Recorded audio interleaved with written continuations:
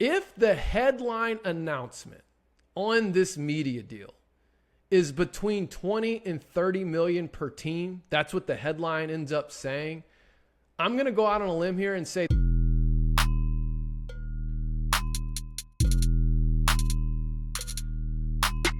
what's up, everybody? It's Trey Smith with College Game Time, back with another College Game Time YouTube video. Today, I'm going to do a rundown of some of these weekend events, including this morning.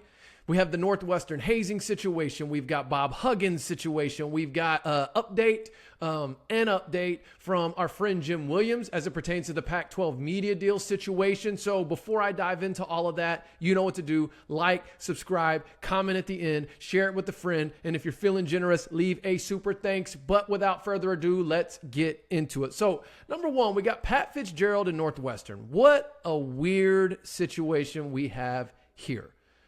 First off, you got Pat Fitzgerald, 17 years, and he's like the golden child of Northwestern football. I mean, he was a player there, won a conference championship, played in the Rose Bowl, all that stuff.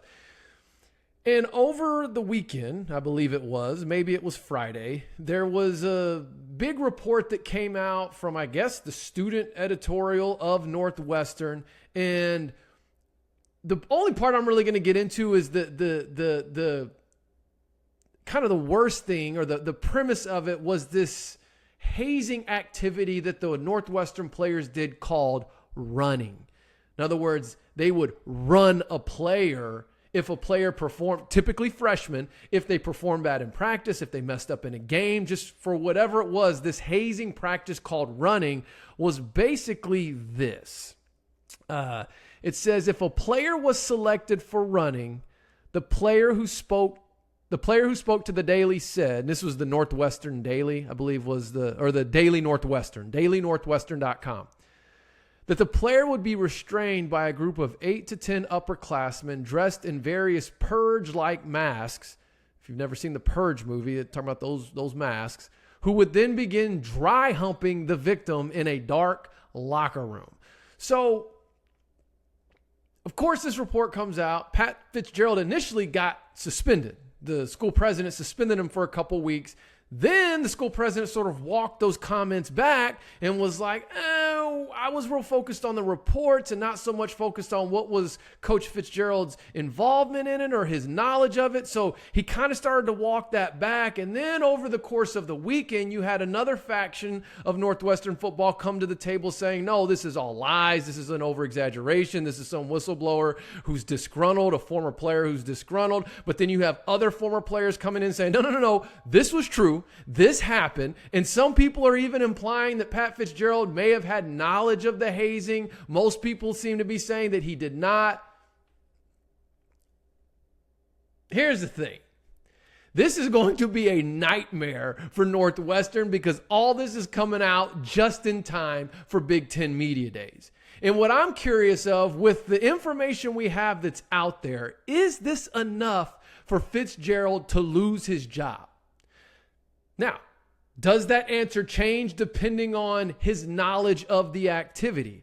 You know, Pat McAfee said today, and I agree with the sentiment, where it's like, he said, I didn't even realize this was still a thing, like in college athletics, professional athletics, as far as like this level of hazing, right? This was more of like a thing of the past, that we've kind of evolved beyond that. Not the typical, earn your stripes stuff, like go get me breakfast or carry my pads, but like pinning kids down, pinning guys down and sexually assaulting them, and masks and the whole,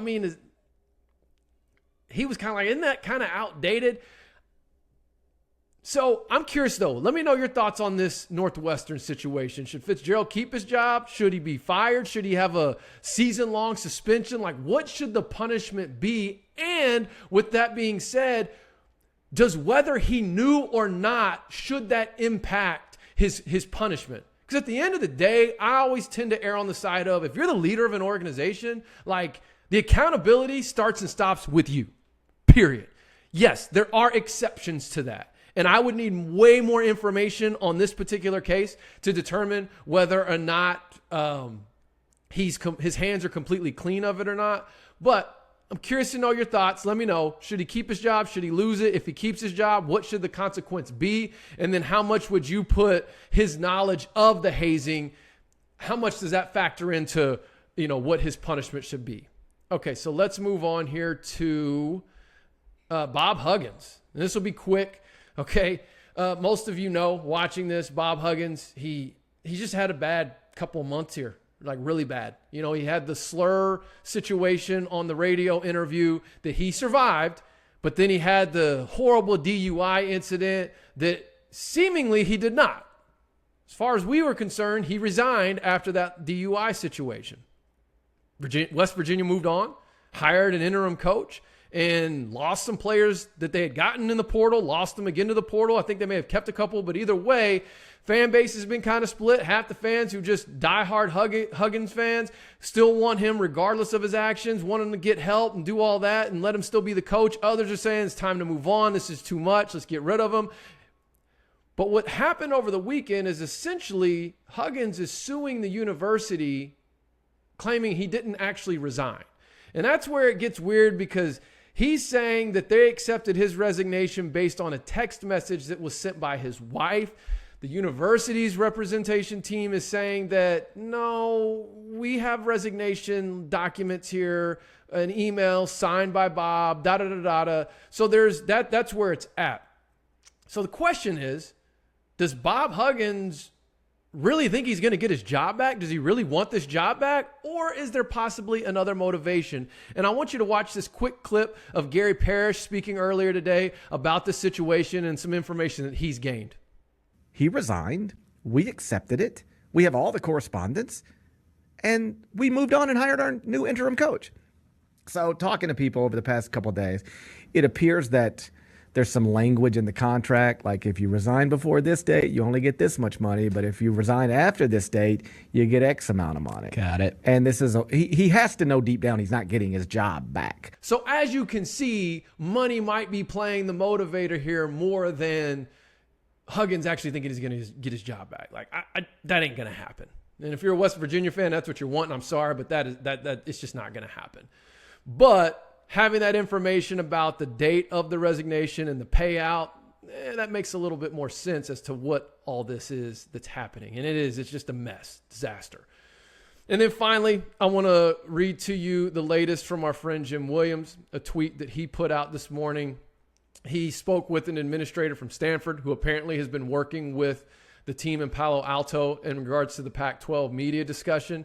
And what that person said is that the numbers they've seen, I'll just read the quote from this Stanford administrator. The numbers I have seen have us in the high 20 million to low 30 million per team with a good mix of streaming and linear. Look, we lost the narrative a long time ago with the press. I know everyone wants a deal, no one more than our members. And then it says, but today our 10 members remain together and confident, and our fans have been great, blah, blah, blah, blah. We will not disappoint them. We will have a deal that will keep us all in the conference. Okay. If the headline announcement on this media deal is between 20 and 30 million per team, that's what the headline ends up saying, I'm going to go out on a limb here and say that it is a horrible deal.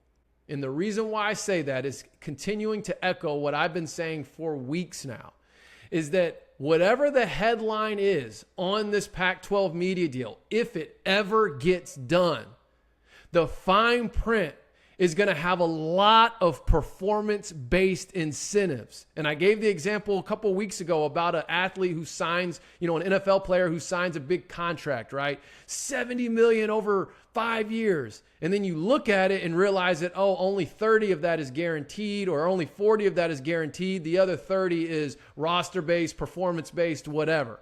And that's what I think it's going to be. But in this context, without me having a lot of knowledge of how these types of deals and negotiations work, where I could see on the streaming side is there being a lot of subscription viewership-based incentives, objectives that have to be met to max out whatever that headline money is. I kind of think that I thought the Pac-12 would come out with a 35 to 40 million per team headline deal. And then when you looked at the fine print, you saw, ooh, it's not even close to that.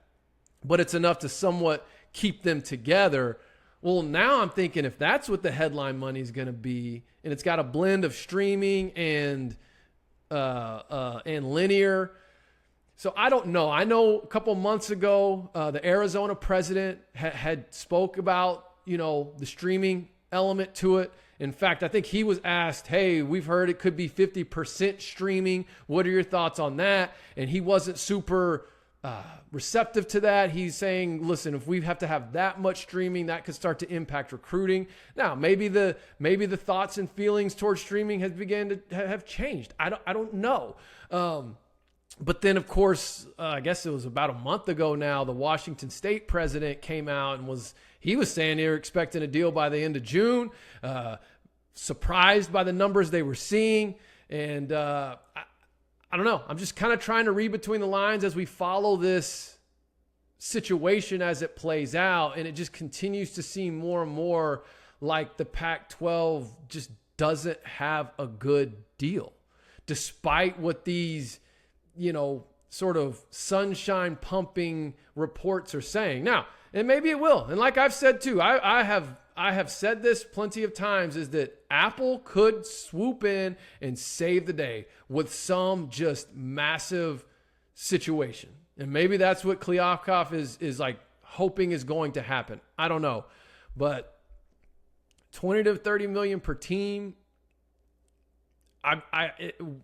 if that's true and that's what ends up being the breaking news announcement for the Pac-12, I'll be very curious to see what the fine print says. So either way, let me know what your thoughts are on the Northwestern, on Coach Huggins, and then as we continue the Pac-12 media saga, let's just keep the conversation going. We got Big 12 Media Days coming up here in a couple days, Wednesday and Thursday this week. And, who knows? Let's see what Yormark's got in store for that. But that's it for me today. Trey Smith, College Game Time. Thank you for watching.